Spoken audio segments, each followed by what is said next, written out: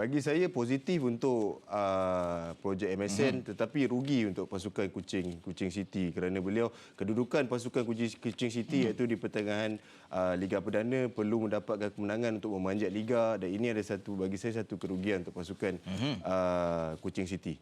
Okey. Alright. Kalau kita nak berikan tumpuan satu persatu untuk perlawanan ini, gol yang pertama terlebih dahulu iaitu Yuta Suzuki.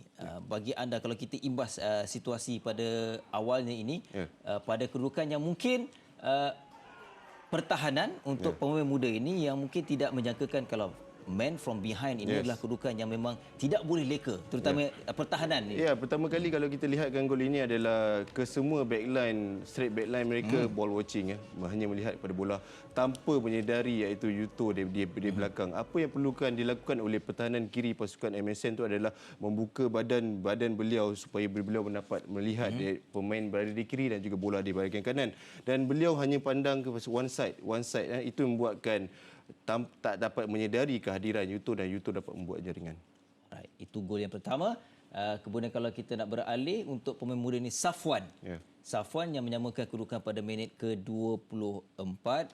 Pada saya gol ini adalah hasil usaha mereka, bukannya gol yang diberikan oleh pihak lawan. Kita imbas pada permulaan ini yang bermulanya Sharum, ini adalah kedudukan yang mungkin jelas untuk penjaga gol, tapi mungkin dengan kelajuan rebatan Safwan yang menidakkan tampanan terakhir itu terlepas akhirnya.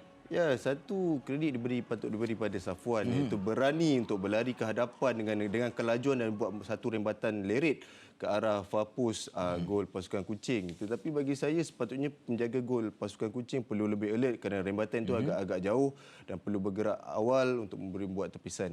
Tapi kredit kepada Safwan kerana beliau berani untuk berlari ke hadapan dengan satu buat larian solo serta membuat satu rembatan. Saya cantik gol itu. Baik. Satu sama. Separuh masa yang kedua, 58, minit 58 iaitu Ali Hassan yang mengubah kedudukan untuk Kuching City FC. Jaringan ini kalau kita perhatikan sebentar nanti adalah satu kedudukan yang begitu baik oleh Ali untuk mengubah kedudukan yang mana dengan angle-nya, kelajuan bola yang tepat. Ya, orang kata cantik gol ni. Tak boleh nak tak boleh nak menidakkan. Kita tak boleh nak menidakkan sebab kualiti yang diambil oleh Ali Hassan itu mencari top corner. Saya rasa orang kata wall pasukan MSN, projek MSN membuat dengan baik tanpa break the wall, tetapi kualiti iaitu curve yang dilakukan oleh Ali Hassan itu memang menuju ke top corner dan sukar untuk menjaga gol untuk menepis. Technical goal. Ya, betul. Alright, okey. Tapi pujian yang perlu kita berikan untuk skuad muda itu iaitu pasukan FM MSN ini pada minit ke-80 iaitu Faris. Ini adalah pada kedudukan yang mungkin sudah mereka menjangkakan akan tewas, tapi kalau kita perhatikan di bahagian pertahanan yang begitu ada ruang begitu luas untuk Faris melepaskan rebatan ini, Shahrul. Bagi saya gol ini adalah kesilapan backline Kuching City iaitu dengan memberikan ruang dan peluang untuk pemain ini menjaringkan gol iaitu pemain pertahanan kiri Ramesh Lai terlalu masuk ke dalam dan juga tanpa menyedari pemain itu berada di luar.